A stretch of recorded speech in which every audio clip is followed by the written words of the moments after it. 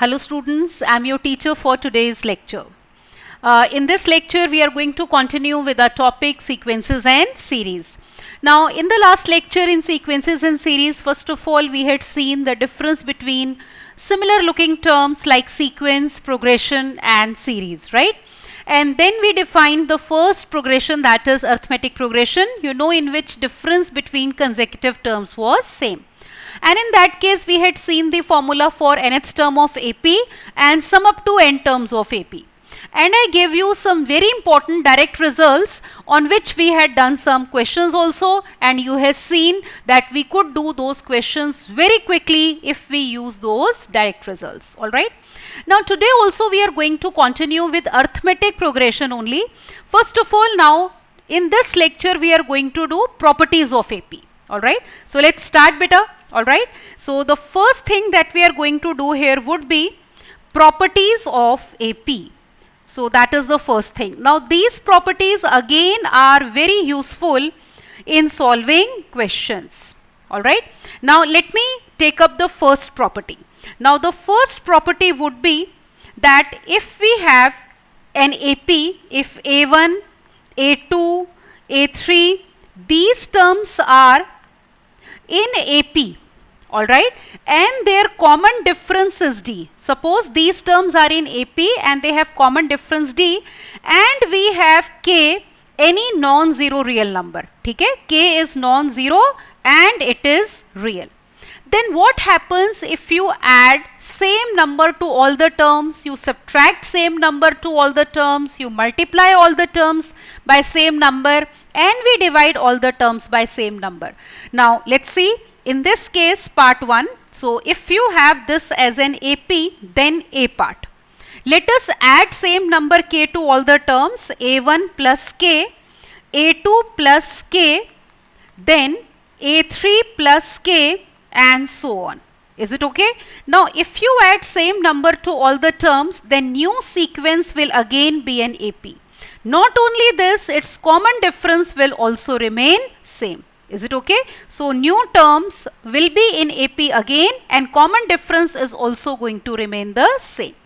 Now if you subtract the same term to all the terms, same number, so we have A1 minus K, A2 minus K, then A3 minus K, and so on. Alright, so we are subtracting same number K in all the terms. Then also beta new sequence will be an AP, and common difference will also remain same, that is it is going to remain D. Alright. Now third would be, now this we may take as B, just a moment. So this was A part, so this we can call as B part. Alright. So now let us take up, after B we take up C part. C part would be if we multiply each term by K. So new terms of the sequence are K times A1, K times A2, K times A3. So if all the terms of an AP are multiplied by the same number, then new sequence is again an AP. But in this case, the common difference will become K times D.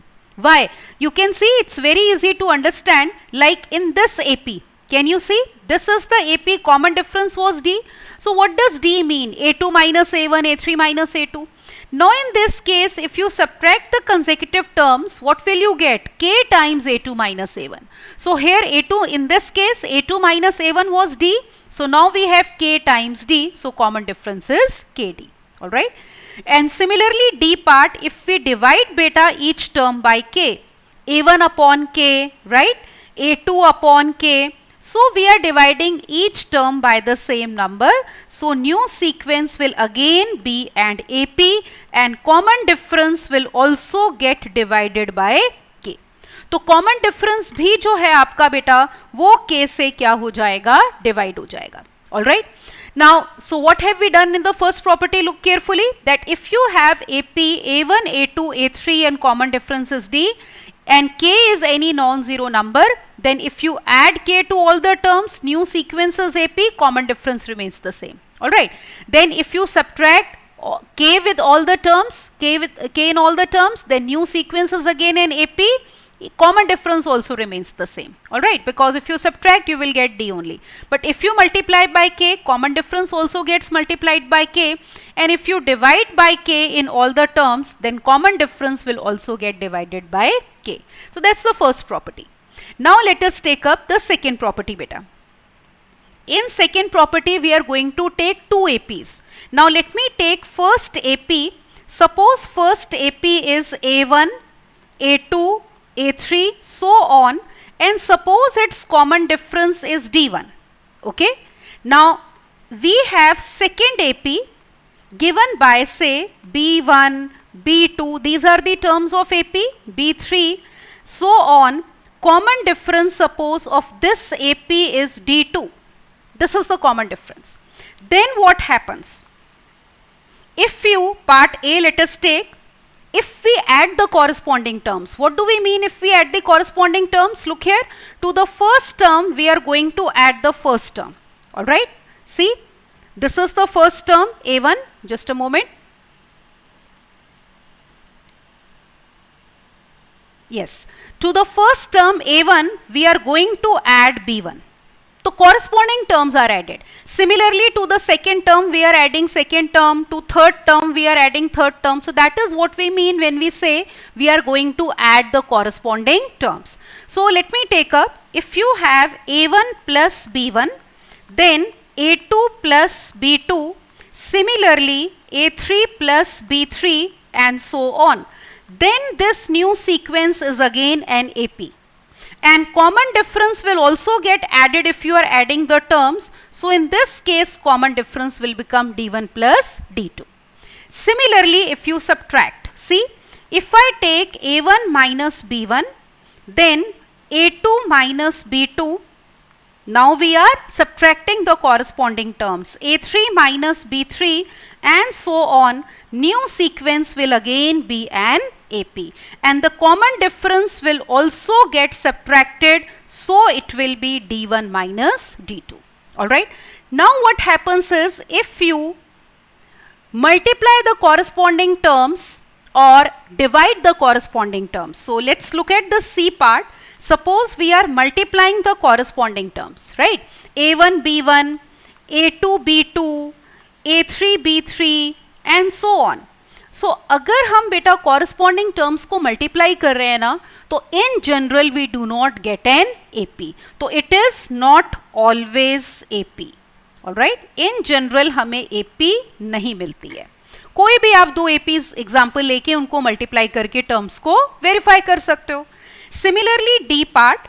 Now D part would be if you divide the corresponding terms. Like I have A1 upon B1, A2 upon B2, then A3 upon B3, and so on. So if I am dividing the corresponding terms, then also the new sequence is not always AP.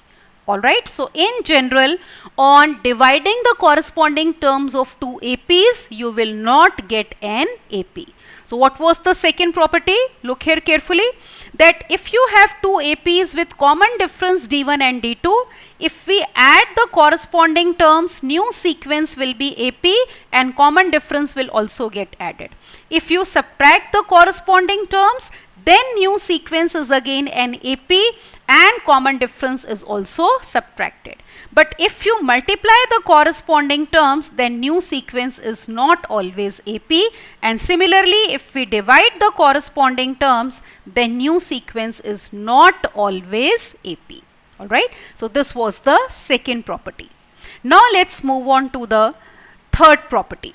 Now the third property is going to be that if we take an AP of odd number of terms. So let me write, in an AP of odd number of terms, so I am taking an AP of odd number of terms. Alright, then what happens is, in an AP of odd number of terms, the sum of terms, now which terms? The sum of terms equidistant from beginning and end. अब देखो इसका क्या मतलब होता है equidistant from beginning and end? मतलब अगर आपने आगे से पहली ली है तो पीछे से भी फर्स्ट लो, आगे से अगर सेकेंड वाली ले रहे हो तो पीछे से भी सेकेंड वाली लो, तो ये मतलब है, right. So in an AP of odd number of terms the sum of terms equidistant from beginning and end is same and is equal to just a moment, yes, I hope it's visible on your screen now, ठीक है, yes. So in an AP of odd number of terms the sum of terms equidistant from beginning and end is same and is equal to twice the middle term. किसके equal होगा? Twice the middle term. अब देखो इसको एक example से समझते हैं. अब देखो पहले हमने लिखा क्या है इसमें. वी आर सेइंग कि अगर हमारे पास एक AP odd number of terms, case में 3 वर्ड्स क्रूशियल हैं, उनको मैं हाईलाइट कर रही हूं, ऑड, फिर उनमें हम सम ले रहे हैं. किनका sum? Terms equidistant from beginning and end, तो वो सेम होगा, it will be same and is equal to twice the middle term. अब देखो एक एग्जांपल लेते हैं यहां पे हम. Let me take an example. Suppose we take an AP, I take 1, 4, 7, 10, 13, 16 and 19. See how many terms are these? These are 7 terms. And these terms are in AP because difference is same. What is the common difference? 3. Now we are saying sum of terms equidistant from beginning and end. What does it mean? कि अगर आप आगे से पहला ले रहे हो तो पीछे से भी पहला लो. इनका सम देखो कितना है? 20. सिमिलरली अगर आप आगे से दूसरी टर्म ले रहे हो तो पीछे से भी दूसरी टर्म लो. तो 4 और 16 का सम भी कितना है? 20. फिर आगे से थर्ड टर्म ले रहे हैं बेटा तो पीछे से भी थर्ड टर्म लेंगे. 7 + 13 is again 20. Now we are left with this middle term. क्योंकि ऑड नंबर ऑफ टर्म्स हैं तो मिडिल में एक ही टर्म होएगी. और आप नोटिस करो कि अगर हम इसको 2 से मल्टीप्लाई करते हैं तो 10 × 2 विल बी इक्वल टू 20. ठीक है ना. तो ये कितना हो जाएगा बेटा? हमारा 20 हो जाएगा. Is it okay? So that is what we mean when we say that if you have an AP of odd number of terms, then sum of terms equidistant from beginning and end same होता है और किसके equal होता है? Twice the middle term. इसका ना एक special case important है. Let me write that. There is one special case. वो स्पेशल केस क्या है जो कि हम 3 टर्म्स के लिए करते हैं. This result is used very often. That is if A, B, C are in AP. तो अगर 3 टर्म्स एपी में होंगी ना तो sum of first and last term will be twice the middle term. ऊपर की प्रॉपर्टी है तो that means 2b will be equal to a plus c. ठीक है ना. तो sum of first and last will be twice the middle term. Is it okay? So that is what we have, that 2b is equal to a plus c. Let me write it below in case it's not visible to you, so I can write it over here. So I have, if these are in AP, then I have twice the middle term is equal to first term plus last term. All right, 2b is equal to a plus c. Got it? Now third property was for odd number of terms. Now let me write the next property. It will be for even number of terms. So let us write now the fourth property. Fourth property would be that in an AP of even number of terms. अब हम कितनी terms ले रहे हैं बेटा? even ले रहे हैं. in an AP of even number of terms, again the sum of terms equidistant from beginning and end, sum of terms equidistant. ठीक है, वही प्रॉपर्टी है, सिर्फ हमारे पास क्या है बेटा? ऑड की बजाय इवन नंबर ऑफ टर्म्स हैं. ठीक है ना. तो sum of terms equidistant from beginning and end is same, तो वो सेम होता है एंड इज इक्वल टू. अब देखो वो किसके इक्वल होगा? अब इसमें मिडिल एक टर्म तो नहीं होएगी ना, क्योंकि इवन नंबर ऑफ टर्म्स हैं तो मिडिल में 2 टर्म्स होंगी. तो and is equal to sum of 2 middle terms. All right, so this is the property, 2 middle terms. ठीक है. अब देखो इसमें हमने क्या कहा है कि अगर हमारे पास एक AP even number of terms की है, ठीक है, ऑड नहीं, इवन नंबर ऑफ टर्म्स हैं, तो sum of terms equidistant from beginning and and same होगा, और इस बारी किसके इक्वल होगा, sum of two middle terms. एक एग्जाम्पल से देखते हैं बेटा इसको, let me take an example. For example I have AP से 2, 5, 8, 11, then 14, is it all right, 17। अब देखो यहां पे कितनी टर्म्स हो गई हमारे पास, we have 6 terms, all right, and these terms are in AP. तो ये 6 टर्म्स हैं बेटा, और ये किस में है, एपी में है। अब इसमें हम नोटिस करते हैं, देखो क्या बात नोटिस कर रहे हैं यहाँ पे, कि अगर आप आगे से पहली और पीछे से पहली टर्म लेते हो, इनका सम कितना हो गया, देखो 19। सिमिलरली आगे से दूसरी, पीछे से दूसरी टर्म लो, 5 + 14 का सम भी 19। और अब देखो इस केस में ना मिडिल में 2 टर्म्स हैं, क्योंकि इवन नंबर ऑफ टर्म्स हैं, तो इनका सम भी कितना है, 19। All right, so sum of terms equidistant from beginning and and same होगा, और किसके इक्वल होगा, sum of two middle terms. All right, so this is the fourth property. Now let's move on to the fifth one. अब देखो हम यहाँ पे लिखते हैं fifth property. Fifth property हमारी ये है कि in an AP, अगर हम AP की बात कर रहे हैं ना बेटा, तो उसमें जो nth term होती है, nth term को हम an या tn से denote करते हैं, it is always of the form an plus b. अब इसका क्या मतलब है जब हम बोल रहे हैं always of this form, ये क्या है, it is a linear expression in an. ये लीनियर एक्सप्रेशन है एन में, लीनियर का मतलब एन की पावर 1 है, और यहाँ पे बेटा ए और बी जो है हमारे क्या हैं, कॉन्स्टेंट्स हैं, ठीक है। तो एपी में ना nth टर्म हमेशा इस टाइप की होगी। इतना ही नहीं, हमारी जो फर्स्ट टर्म होगी इस केस में that will be equal to A plus B, और जो कॉमन डिफरेंस होगा बेटा that will be equal to A. A का मतलब ब्रैकेट में लिख देते हैं, that is coefficient of N.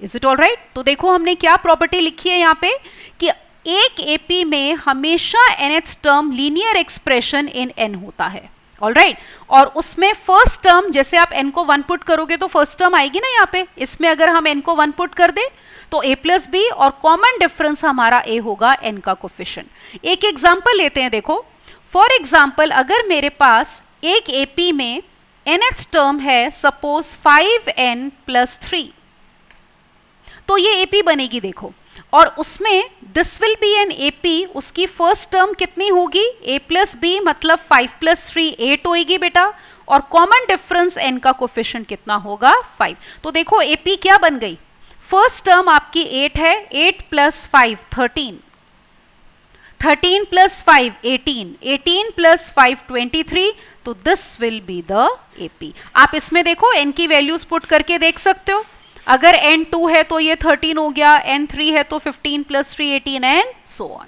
Got it? Now let's move on to the next property, ठीक है, अगली प्रॉपर्टी लेते हैं, सिक्स्थ प्रॉपर्टी। अब देखो इस प्रॉपर्टी में हम किसकी बात कर रहे थे, हम बात कर रहे थे यहाँ पे nth टर्म की। अब हम बात करेंगे sum up to n terms की, and this property is very important. आप देखोगे जेईई मेंस में भी और एडवांस में भी ये रिजल्ट डायरेक्टली यूज होता है क्वेश्चंस में, ठीक है। तो let me write the property now. Property is that in an AP, एक बेटा AP में जो sum up to n terms है, ठीक है, हम किसकी बात कर रहे हैं, sum up to n terms की। तो sum up to n terms को हम Sn से डिनोट करते हैं ना, तो it is always of the form Pn² + Qn। अब देखो ये कैसा एक्सप्रेशन है, this is a quadratic expression, ठीक है, ये हमारा क्वाड्रेटिक एक्सप्रेशन है इन n। क्यों? क्योंकि इसमें हमारे पास n की पावर 2 है, और यहाँ पे p और q बेटा क्या है, हमारे कॉन्स्टेंट्स हैं, तो दीज आर कॉन्स्टेंट्स, ऑलराइट। और इस केस में देखो फर्स्ट टर्म जो होगी ना AP की, that will be equal to p + q, तो ये कॉन्स्टेंट्स का सम होगी, क्योंकि n को 1 पुट करें तो जो सम ऑफ 1 टर्म है वही पहली टर्म होती है, तो इट विल बी दिस, और जो इसमें कॉमन डिफरेंस है ना that will be equal to 2 times p। 2 times p का मतलब देखो यहाँ पे p क्या है, कोफिशिएंट ऑफ n², तो it will be twice the coefficient of n²। So we will have this twice the coefficient of n²। तो क्या देखा हमने इस प्रॉपर्टी में, as a said this property is important कि किसी भी एपी में sum up to n terms इस टाइप का क्वाड्रेटिक एक्सप्रेशन होता है. First term is p plus q and common difference is 2d. देखो एक एग्जांपल लेते हैं यहाँ पे. Let me take one example. ठीक है, अब मान लो हमने फॉर एग्जांपल लिया कि हमारे पास Sn है, मान लो 2n square plus 3n. Alright, तो ये एक हमारी एपी होगी जिसमें सम ये है. इतना ही नहीं बेटा, फर्स्ट टर्म होगी p प्लस क्यू. अब आपका ये जो 2 है दैट इज p और ये जो 3 है दैट इज q. तो p प्लस क्यू मतलब 2 plus 3 that is 5. Got it. और कॉमन डिफरेंस कितना होगा, देखो 2 टाइम्स p दैट इज 2 2 ज़ 4. तो देखो एपी क्या बन गई इस केस में, 5, 5 plus 4 9, 9 plus 4 13, 13 plus 4 17 and so on. तो this will be the required AP जिसका हमारा सम ये है 2n स्क्वायर प्लस 3n. इसमें अगर आप जैसे n को 1 2 पुट करके चेक कर सकते हो, आपका सम कॉरस्पॉन्डिंगली आ जाएगा. ठीक है, so this was the sixth property. Now let me write the seventh property. Seventh property बेटा हमारी ये है कि if you take, alright, seventh property हमारी हो जाएगी कि अगर हम एक AP में टर्म्स को रेगुलर इंटरवल्स पे लेते हैं तो new sequence formed is again an AP. तो लेट मी राइट, if terms of AP are taken at regular intervals, if terms of AP are taken at regular intervals, then new sequence formed, regular intervals, then new sequence formed is again an AP. New sequence formed is again an AP. अब देखो कैसे, let us see by example.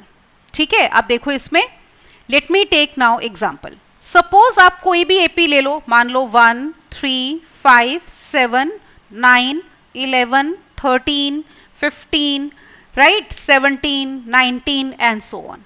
तो ये हमारे पास क्या हो गई बेटा, एक एपी है. Can you see. अब इसमें देखो इसका कॉमन डिफरेंस कितना है, as you can see common difference is 2. अब मान लो मैं ना ये टर्म्स लेती हूं, देखो 1 ले लिया, अब एक छोड़ के लिया 5, फिर लो यहाँ पे 9, फिर ले लो जैसे यहाँ पे 13, फिर 17. अब देखो न्यू सीक्वेंस क्या बनी, new sequence is 1 5 9 13 and so on. You can see it is again an AP. और क्योंकि एक छोड़ के ले रहे हो तो कॉमन डिफरेंस डबल हो जाएगा, तो इस एपी का कॉमन डिफरेंस कितना हो गया, 4 हो गया. मान लो अब हम ये टर्म्स लेते हैं, देखो सपोज आपने 1 लिया, अब 2 छोड़ के ले रहे हैं, 7 ले लो, फिर 2 टर्म्स को छोड़ो 13 ले लो, फिर 2 टर्म्स को छोड़ो 19 ले लो. अब की बारी देखो न्यू सीक्वेंस क्या है, 1 7 13 19 and so on. You can see it is again an AP. तो अब हमने तीसरी टर्म ली है ना, 2 टर्म्स छोड़ी हैं, तो कॉमन डिफरेंस हमारा क्या हो जाएगा, यहाँ पे 6 हो जाएगा बेटा. ऑलराइट, तो अगर एक एपी की टर्म्स को आप रेगुलर इंटरवल्स पे लेते हो तो new sequence formed is again an AP. तो these were some of the properties of AP. ठीक है, अब इसके ऊपर पहले कुछ क्वेश्चंस करते हैं before we move further in this topic. Alright, so look at this now. पहला क्वेश्चन देखो आप अपनी स्क्रीन पे, आपको दिख रहा होगा. ठीक है, देखो क्या दिया है. We are given that, question पढ़ते हैं पहले ध्यान से, कि let the sum of first n terms of a non constant AP, मतलब सारी टर्म्स सेम नहीं है, मतलब कॉमन डिफरेंस 0 नहीं है. एपी है a1 a2 a3 and so on, तो उसमें sum up to n terms आपको ये दिया हुआ है. ठीक है, कैपिटल ए की टर्म्स में दिया है और obviously sum up to n terms है तो एन की टर्म्स में ही होगा. आपको कहा है a इज एनी कांस्टेंट, फिर कहा है अगर d कॉमन डिफरेंस है इस AP का तो आपको d बताना है और एक 50th term, d comma a50 पूछा है ना, तो we have to tell d common difference and the 50th term. So shall we start? Okay, so now we are going to do the solution of this question. अब आप देखो हमें दिया क्या है. We are given that कि AP है जिसमें वो बोल रहे हैं कि sum up to n terms कितना है, 50n plus n into 50n, just a moment, plus n into n minus 7 upon 2 into a, ये दिया हुआ है।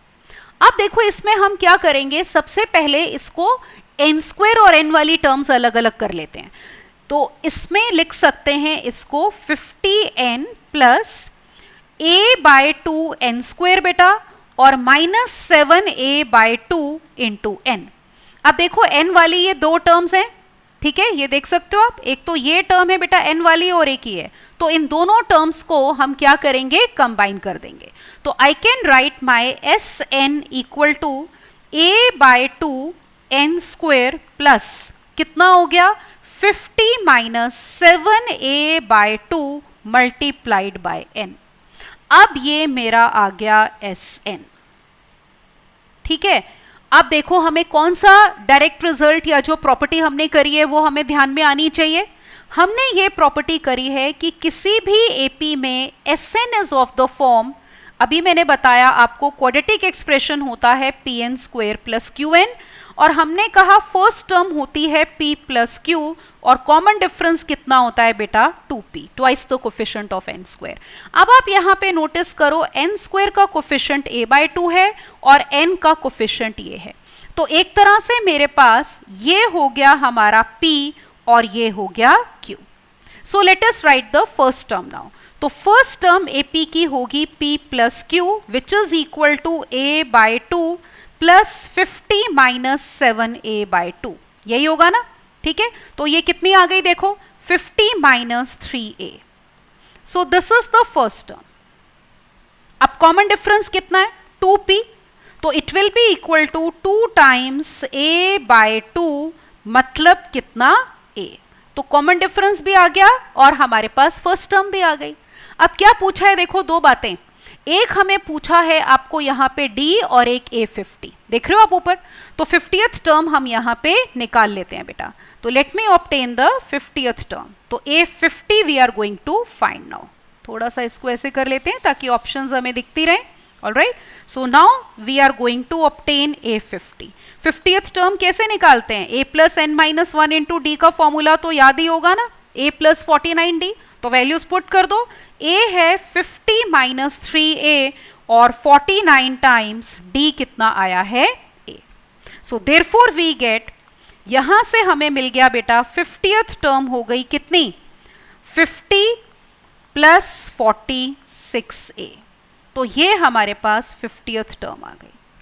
अब हमें क्या पूछा था देखो, ऑर्डर्ड पेयर पूछा था, कौन सा, ये देखो डी ए कॉमा 50 है ना, ये देख रहे हो, ये पूछा था कि ये किसके इक्वल है, D A comma 50, see this D A comma 50 was asked. तो ऑर्डर्ड पेयर लिख लेते हैं अब हम यहाँ पे। All right, so I have ordered pair D comma A 50, तो कॉमन डिफरेंस हमारा आया है बेटा a, और 50th टर्म है 50 प्लस 46a, तो this is going to be the answer. तो ये हमारा आंसर हो गया ordered pair a comma 50 plus 46a, ठीक है। तो देखो इस डायरेक्ट रिजल्ट को हमने यूज करके कितनी जल्दी क्वेश्चन कर लिया है ना, फर्स्ट टर्म कॉमन डिफरेंस बहुत जल्दी आ गया। ऑप्शन मैच कर लेते हैं, a comma 50 plus 46a, so you can C A option will be correct. हो गया question, all right, and you can see this was from JEE Mains 2019, all right.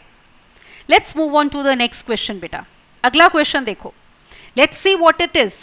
क्या दिया है एक बारी पढ़ते हैं कि अगर A1, A2, AN are in AP, और फिर क्या बोल रहे हैं A1 plus A4 plus A7 up till A16 is 114, तो हमें A1, A6, A11, A16 का सम बताना है, इनमें से किसके इक्वल होगा। Alright, so let's start the solution for this. तो इसका करते हैं अब हम सॉल्यूशन। ऑलराइट, अब देखो सबसे पहले तो हमें कहा है कि ये जो है सीक्वेंस AP है, ठीक है। Let us take an AP now, A1, ठीक है, A2, A3, so on, these terms are in AP।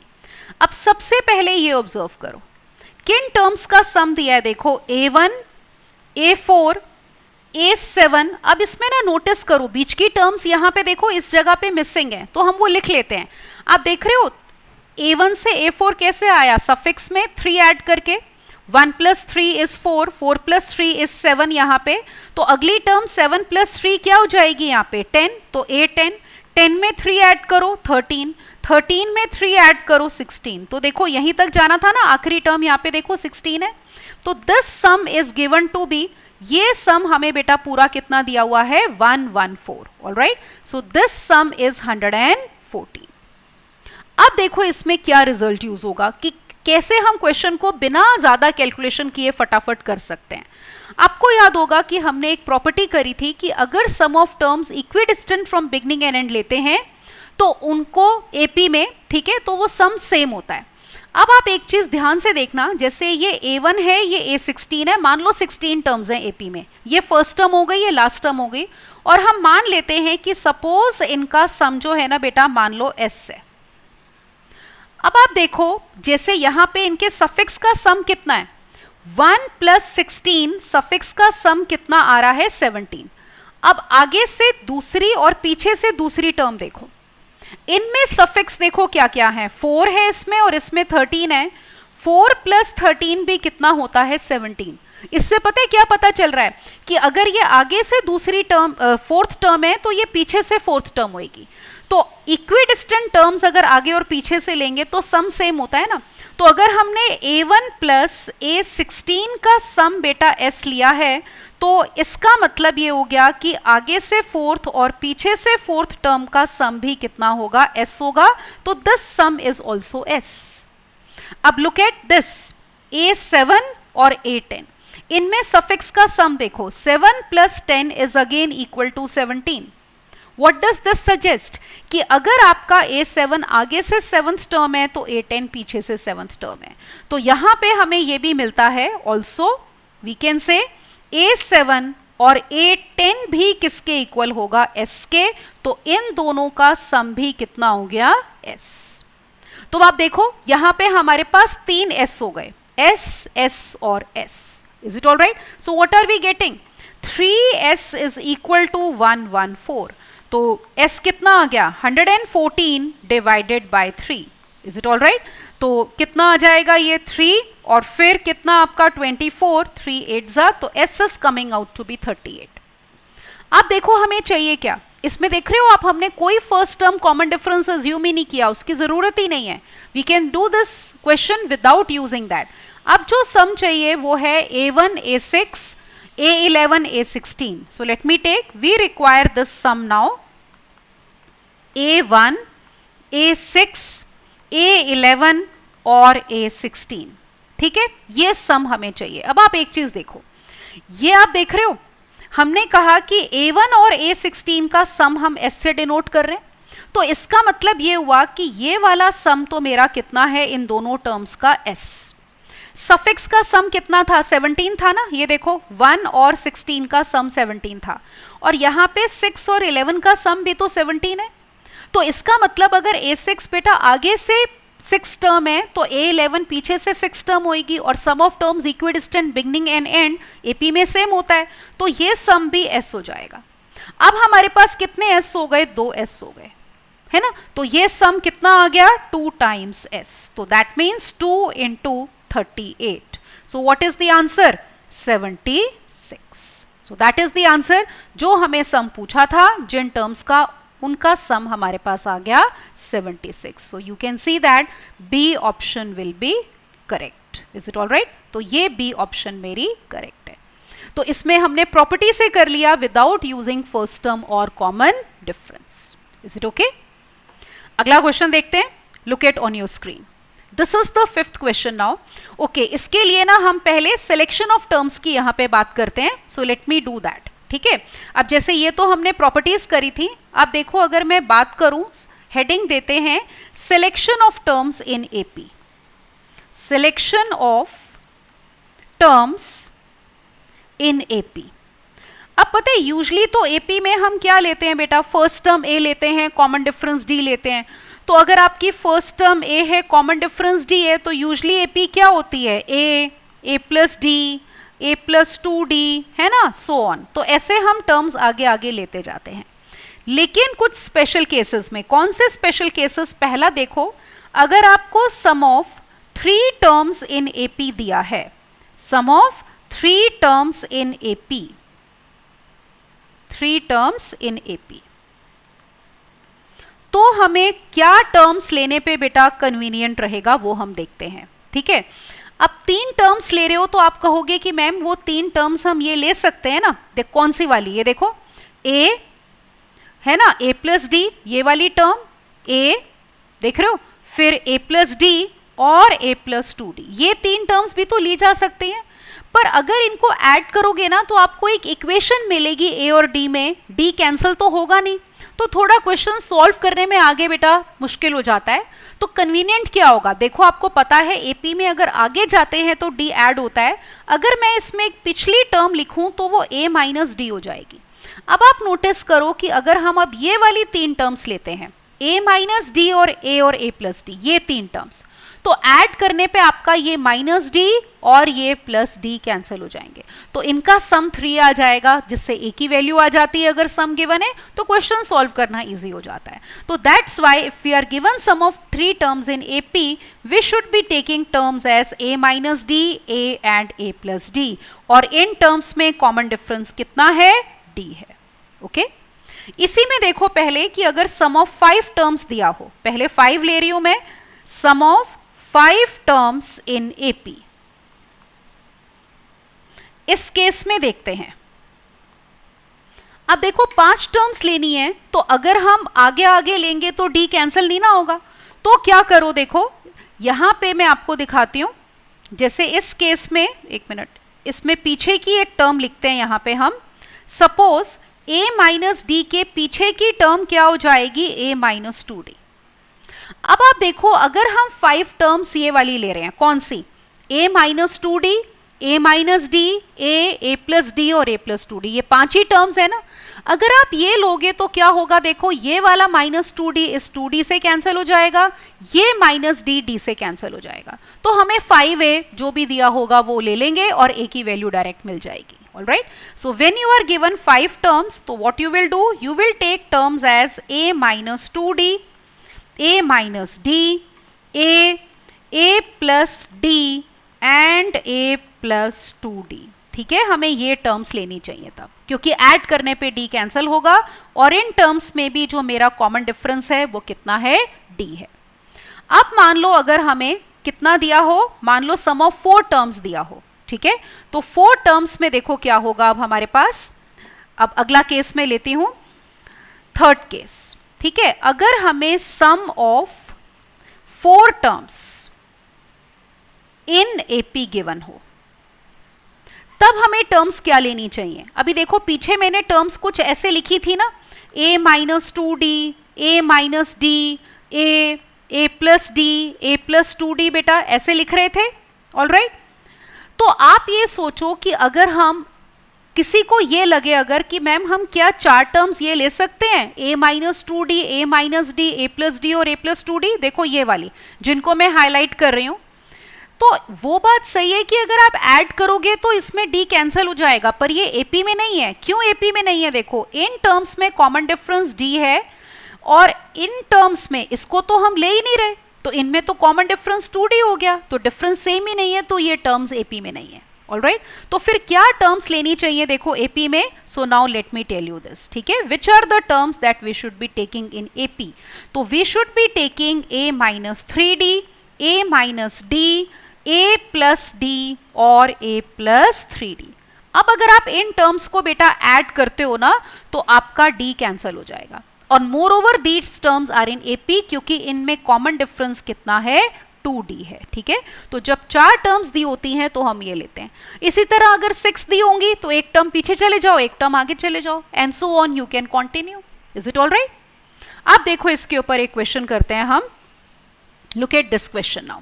ठीक है, देखो क्या दिया है यहाँ पे, let's read the question carefully. 5 numbers are in AP, 5 numbers हमें AP में दिए हैं जिनका सम दिया है। तो जब भी सम गिवन हो तो हमें टर्म्स जुडिशियसली चूज करनी है ताकि हमारा क्वेश्चन इजी हो जाए। तो वैसी टर्म्स लेंगे जिनमें डी कैंसिल हो जाए, और आपको इनका प्रोडक्ट भी दिया है। निकालना क्या है, आपको कहा है अगर इन पांचों में से एक नंबर -½ है तो ग्रेटेस्ट नंबर इनमें से कौन सा होगा पांचों में से, वो हमने निकालना है। ऑलराइट, अब देखो हमने किया था ना, ठीक है। Let's write the solution now, कि जब 5 नंबर्स गिवन होते हैं और उनका सम गिवन हो एपी में तो हमें क्या लेने चाहिए। तो we will say let 5 numbers in AP be, ठीक है। क्या ले सकते हैं, देखो a-2d, a-d, a+d और a+2d, है ना। ये टर्म्स हमारी एपी में है और इनमें कॉमन डिफरेंस कितना है, as you can see it is equal to d.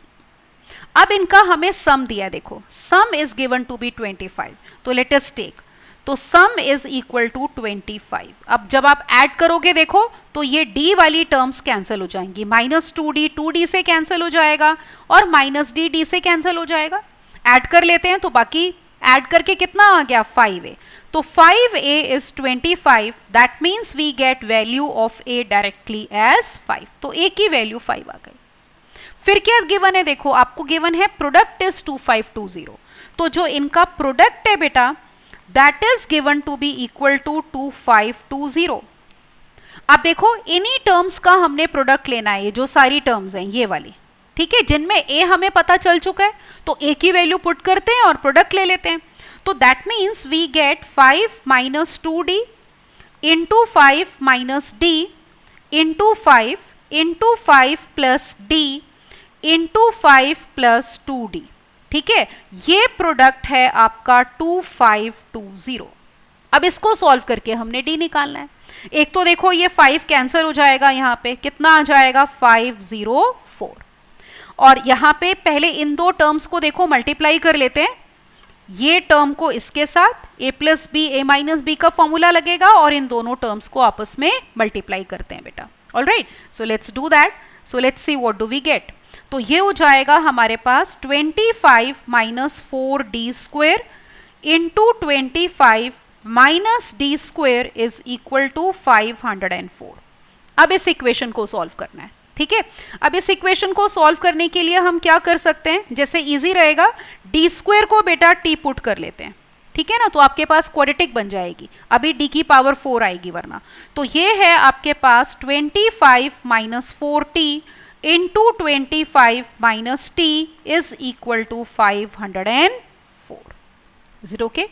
अब जब आप इसको सॉल्व करोगे तो आपके पास ना सॉल्व आप कर सकते हो। अब तो इसमें क्वाड्रेटिक इक्वेशन जो फाइनली बनेगी that will be 4t² - 125t and plus how much 121 equal to 0। Solve करके आपकी ये क्वाड्रेटिक बन जाएगी। इसमें आप मिडिल टर्म स्प्लिट कर लो, कैसे, 4t² - 4t - 121t and plus 121 is equal to 0, ठीक है। आगे सॉल्व करते हैं, देखो तो पहली दो टर्म्स में 4t common, we get t -1, फिर -121 common, t -1 will be equal to 0। अब देखो दो फैक्टर्स आ गए, 4t - 121 इंटू t -1 कितना हो गया 0। सॉल्व करते हैं इसको, ठीक है। देखो क्या आ रहा है, इसको जब सॉल्व करोगे या तो बेटा आपके पास t की वैल्यू आ रही है 121/4, ठीक है, या फिर हमारा t कितना आ रहा है 1। अब t कितना था, देखो d², है ना, तो या तो हमारा d² है बेटा 121/4, तो इस केस में d कितना आ गया ±11/2, तो या तो d की वैल्यू ये है हमारी, या फिर यहां से देखो d² 1 है तो d की वैल्यू कितनी है +-1, ठीक है। और a हमारा आपको याद होगा ऑलरेडी आ चुका था 5 इनिशियली, है ना, हमने सॉल्व किया था, तो या तो d ये होगा बेटा या फिर ये भी पॉसिबल है, ठीक है। और a जैसे मैंने कहा हमारा कितना आया था इनिशियली 5 आया था।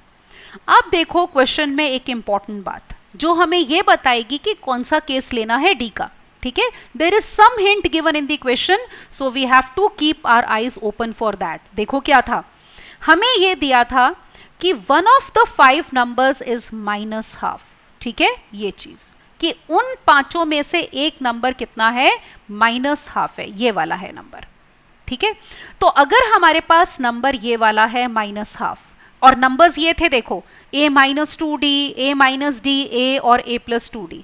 अब आप एक बात सोचो खुद ही कि अगर आप ये वाला केस लोगे, ठीक है, जस्ट अ मोमेंट, अगर हम ये वाला केस लेते हैं तो इनमें जब 5 नंबर्स लोगे कौन कौन से थे, a माइनस 2d है ना, a minus d, a plus d और a प्लस 2d, तो ये दोनों ही इंटीजर्स हैं। तो एक टर्म माइनस हाफ कैसे आएगी जो हमें दी हुई है, हमें कहा है इन पांचों में से एक टर्म माइनस हाफ है, तो वो नहीं आ सकती, मतलब d प्लस माइनस 1 नहीं हो सकता। तो हम d को लेके देखते हैं 11/2, ठीक है, और a को कितना 5। अब देखो ये टर्म्स निकालो, पहले केस में हो गया 5 माइनस कितना 11, दैट इज इक्वल टू -6। अगली टर्म हो गई आपकी 5 माइनस 11/2, कितना हो गया बेटा माइनस हाफ। तो ये एक टर्म आ गई ना आपकी माइनस हाफ, ठीक है, एक टर्म हमारी कितनी है, माइनस हाफ है, ऑलराइट। अब a देखो, a हमारे पास कितना है 5 है, a प्लस d देखो, this is equal to 5 plus 11/2 which is how much 21/2, और आखिरी टर्म a प्लस 2d हो गया हमारा 5 plus 11 that is equal to 16। तो हमें क्या पूछा था, ग्रेटेस्ट टर्म, तो ग्रेटेस्ट टर्म जो हमारी है इनमें से वो कितनी है बेटा 16। पता है जब आप d माइनस 11/2 लोगे, आप कहोगे यहाँ पे मैम माइनस 11/2 भी तो है, तो उस केस में ना आपका a माइनस 2d बन जाएगा 16, ऑर्डर रिवर्स हो जाता है। तो in that case also greatest term will again be 16, ठीक है।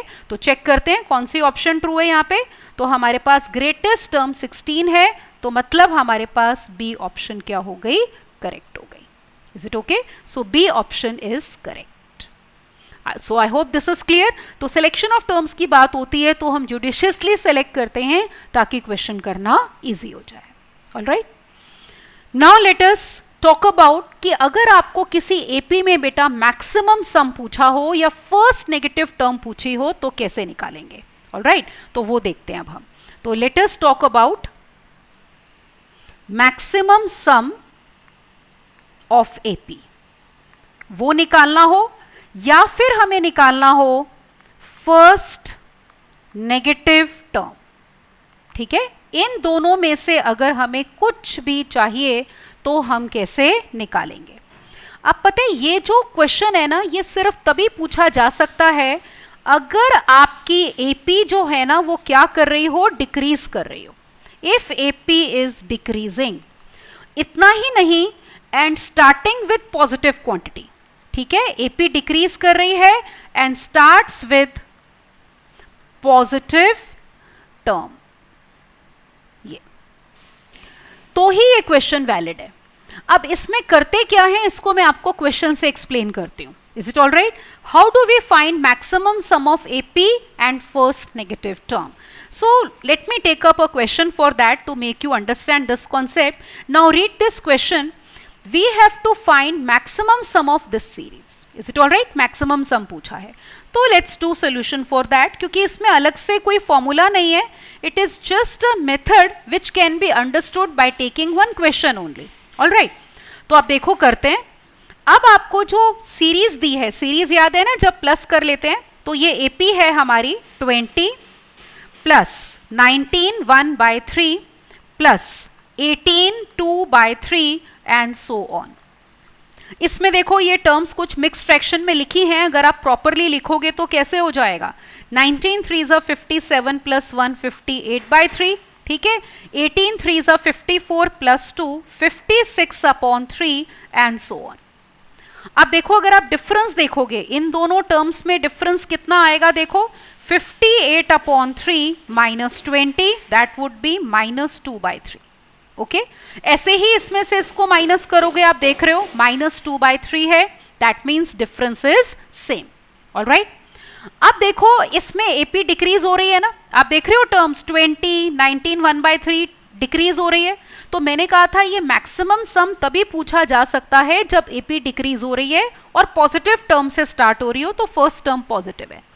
करना क्या होता है मेथड में, सबसे पहले हम इसकी nth टर्म निकालेंगे, ऑलराइट, और एज्यूम कर लेंगे, मान लो इसमें कोई टर्म 0 है, जैसे एपी डिक्रीज हो रही है ना, तो जब डिक्रीज हो रही है पॉजिटिव टर्म से स्टार्ट हो रही है तो नंबर लाइन पे 0 आएगा, फिर हमारे पास नेगेटिव टर्म्स आ जाएंगी पीछे की तरफ अगर हम जा रहे हैं। अब देखो एक्चुअल में कोई टर्म 0 हो भी सकती है या नहीं भी हो सकती, तो हम एज्यूम करते हैं, मान लो इसकी कोई टर्म 0 है, ठीक है, तो nth टर्म का देखो फॉर्मूला क्या होता है, a plus n minus 1 into D, ये हमने 0 ले लिया। अब a और d की वैल्यू पुट करो, a कितना है देखो 20, और ये हो गया n minus 1 into minus 2/3, alright, this is equal to 0। यहां से देखो हम n निकालते हैं, तो ये नेगेटिव वाली टर्म अगर हम राइट साइड पे ले जाएं तो 20 हो गया 2/3 इंटू n माइनस 1, 2 कैंसिल हो गया, देख रहे हो ना, तो हमारे पास क्रॉस मल्टीप्लाई करोगे बेटा n माइनस 1 इज 30, तो इसका मतलब n की वैल्यू हमारे पास कितनी आ गई, ये देखो n is equal to how much, 31। अब ये एक हमारा नेचुरल नंबर आया है, हमने अज्यूम किया था कि मान लो nth टर्म 0 है, n हमारा 31 आ गया, ठीक है ना, तो इसका मतलब क्या हुआ कि आपके पास 31st टर्म इज 0, इसका मतलब 31st टर्म 0 है। अब आप ध्यान से देखना जरा, ये एपी है ना बेटा, है ना, a1 से स्टार्ट कर रहे हैं, तो जैसे a1 a2 यहां पे आएगा 30th टर्म, फिर हमारी आएगी 31st टर्म, और फिर आएगी हमारी 32nd टर्म, ठीक है, एंड सो ऑन। अब आप देख रहे हो ये एपी हमारी डिक्रीजिंग है, कॉमन डिफरेंस नेगेटिव था, और ये वाली टर्म मेरी 0 आई है। इससे क्या पता चला, इससे पहले की जो टर्म्स होंगी बेटा वो पॉजिटिव होंगी, और इसके बाद वाली टर्म्स क्या होंगी, नेगेटिव होंगी। अब मैक्सिमम सम कब निकलेगा, जब आप पॉजिटिव टर्म्स का सम लोगे, तो इसमें अब हम निकालते हैं maximum sum, is it all right, तो let us find now the maximum sum, तो लेट मी राइट, तो मैक्सिमम सम पता है आप दो तरीके से निकाल सकते हो, क्या दो तरीके, या तो मैक्सिमम सम आप पहली 30 टर्म्स का सम कह सकते हो, या फिर देखो क्योंकि 31st टर्म 0 है तो सम में 0 ऐड करें ना करें कोई फर्क नहीं पड़ता ना, तो हम ये भी कह सकते हैं कि या तो S30 होगा या S31, because 31st term is 0। 31st term का सम निकालना इजी है, पता है क्यों, क्योंकि लास्ट टर्म पता है, तो इसमें ना ये वाला फॉर्मूला यूज हो जाएगा n/2 into a plus l वाला, तो it is easier to apply this one. तो सॉल्व करें इसको, इसी से कर लेते हैं, तो n कितना है देखो यहाँ पे हमारा 31 है ना, तो 31/2 इस AP की फर्स्ट टर्म थी हमारी 20, लास्ट टर्म 31st टर्म देखो यहाँ पे कितनी है 0, तो +0, सॉल्व कर लो, this is coming out to be 310। Is it all right? So this is the maximum sum of AP, that is 310. तो ये तभी निकाल सकते हो अगर आपकी AP डिक्रीजिंग है और पॉजिटिव से शुरू हो रही है। इसमें देखो फर्स्ट नेगेटिव टर्म भी हम निकाल सकते हैं, अगर कोई हमें पूछे ना, ये देखो इसमें अगर ये एक्स्ट्रा पार्ट देखें कि अगर हमें कोई पूछ ले इसमें फर्स्ट नेगेटिव टर्म कौन सी है, तो आप देख रहे हो क्योंकि 31st टर्म 0 थी, तो बेटा ये वाली हमारी है फर्स्ट नेगेटिव टर्म, है ना, तो it will be equal to A32। और आपको इसको ऐसे निकाल सकते हो ना, पिछली टर्म में D ऐड करके, पिछली टर्म हमें 31st टर्म 0 पता है, तो दिस इज 0 और कॉमन डिफरेंस कितना था -2/3, तो पहली नेगेटिव टर्म हो गई -2/3। पता है इसका कभी क्वेश्चन आए ना तो कई बार तो पोजिशनिंग पूछ लेते हैं कि जैसे कौन सी टर्म है first negative term, 32nd term, या फिर उसकी वैल्यू पूछ सकते हैं, तो वैल्यू कितनी है 2/3। अब आप कहोगे मैम जरूरी थोड़ी है अगर डिक्रीजिंग AP है तो उसमें कोई टर्म डेफिनेटली 0 बने, जैसे इस केस में तो देखो ये टर्म 0 बन रही है। तो late me take another question कि अगर किसी AP में डिक्रीजिंग AP है, पॉजिटिव टर्म से शुरू हो रही है, नेगेटिव तक जा रहे हैं, और हमारे पास उसमें कोई भी टर्म 0 नहीं बन रही, तो भी क्या ये मेथड वर्क करेगा, लेट्स सी। तो late me take up the next question. अब आप ये क्वेश्चन देखो जरा, यहाँ पे देखो क्या दिया है, if the maximum sum of the series 17, 14, 11 so on is s, और फर्स्ट नेगेटिव टर्म n है तो हमें क्या चाहिए, s अपॉन n। तो दोनों चीजें चाहिए, मैक्सिमम सम भी चाहिए जो कि s है और फर्स्ट नेगेटिव टर्म भी चाहिए। Okay, so let's start the solution for that. तो अब हम इस क्वेश्चन का सॉल्यूशन करते हैं। ऑलराइट, आप देखो इसमें हमारे पास AP दी है ये 17। ऑलराइट, तो एक सेकेंड, यस, तो we are given this AP 17 plus 14 plus 11 and so on. आप देख रहे हो फिर से ये डिक्रीजिंग AP है, टर्म्स डिक्रीज हो रही है, और देख रहे हो पहली टर्म जो है वो पॉजिटिव है बेटा, A हमारा कितना हो गया यहाँ पे 17, ठीक है, जो कि पॉजिटिव है, और common difference as you can see is -3, अगली टर्म से पिछली टर्म माइनस। इसमें भी देखो हम वही करते हैं जो पिछले क्वेश्चन में किया था, एज्यूम कर लो कि nth टर्म 0 है, बेस्ट मेथड है। तो इसका मतलब ये हो गया आपका a plus n minus 1 into d is equal to 0। अब हम इसमें क्या करेंगे, a और d की वैल्यू पुट। तो देखते हैं, a हमारा है 17 प्लस n माइनस 1 इंटू -3 कितना हो गया, 0। ये हमारे पास कितना आ गया बेटा, 0 आ गया। इसको सॉल्व कर लो तो we are getting 17 is equal to 3 times n minus 1, that means 17 is equal to 3n minus 3। तो इसका मतलब 3n will be equal to 20। अब देखो यहाँ पे n हमारा नेचुरल नंबर नहीं आया। अब कोई 20/3 टर्म थोड़ी ना होती है, लेकिन ऐसा नहीं है कि इसको निकालने का हमें कोई फायदा नहीं हुआ, इसी से क्वेश्चन हो जाएगा। देखो कैसे, अब n की वैल्यू हमारे पास आ कितनी गई, it is coming out to be approximately कितना, 3 6 18 होता है, तो अप्रोक्सीमेटली हमारे पास n कितना आ गया, 6.6 आ गया। ठीक है, अब 6.6 आया है तो इसका मतलब क्या हुआ, n ये वैल्यू तो ले नहीं सकता।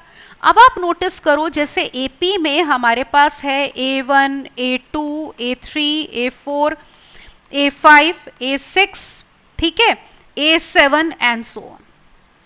अब ये 6.6 कहाँ लाई कर रहा है, आप नोटिस करो, ये यहाँ पे लाई कर रहा है A6 और A7 के बीच में। तो कोई भी टर्म एग्जैक्टली 0 नहीं है, क्योंकि 6.6 is not a natural number.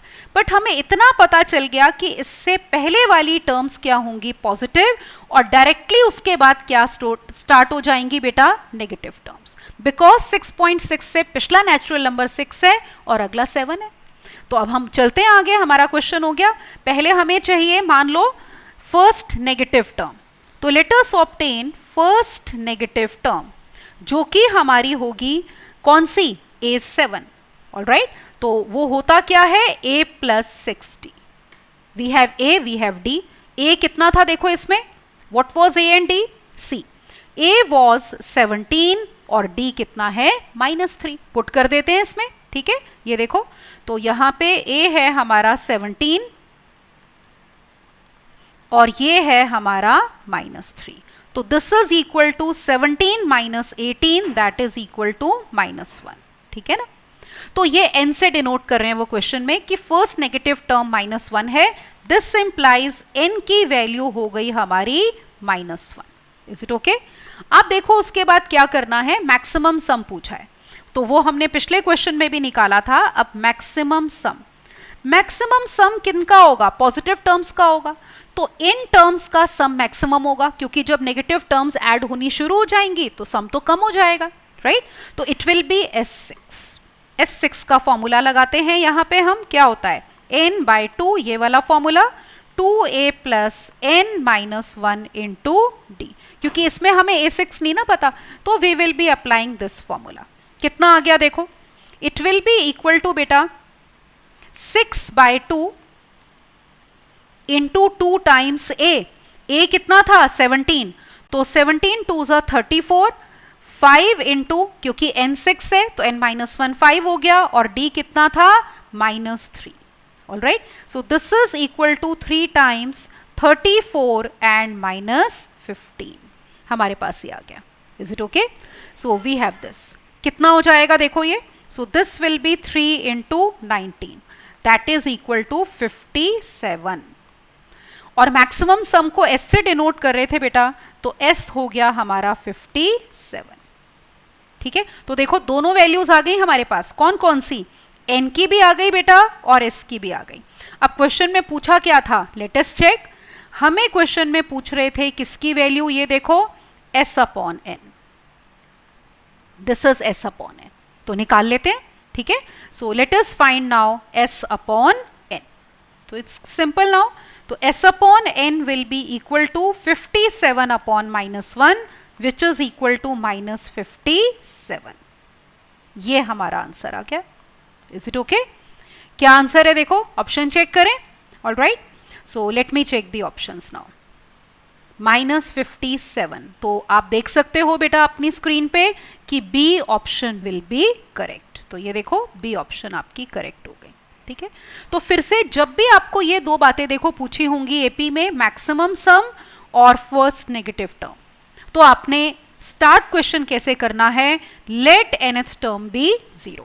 बेशक उस एपी में कोई टर्म एग्जैक्टली 0 बन रही है या नहीं बन रही है, उससे कोई फर्क नहीं पड़ता. Is it okay?